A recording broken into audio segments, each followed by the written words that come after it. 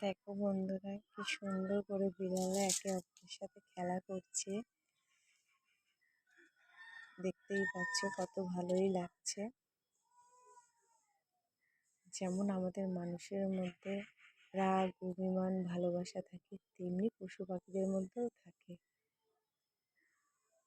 একে অপরে কি সুন্দর করে খেলা করছে। এখন চুপটি করে বসে আছে, একটু পরেই দেখবে দৌড়ে আবার লাফিয়ে আসবে।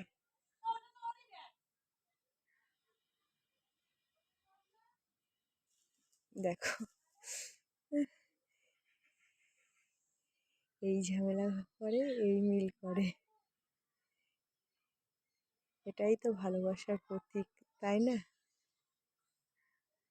যখন খুব আনন্দ পায় তখন লেজটা খুব সুন্দর করে নাড়ায়। একজন দেখো সাইডে চুপটি করে বসে আছে। আসল কথা, ওরা দুজন খেলছে আর এই মজা নিচ্ছে মাঝখান থেকে।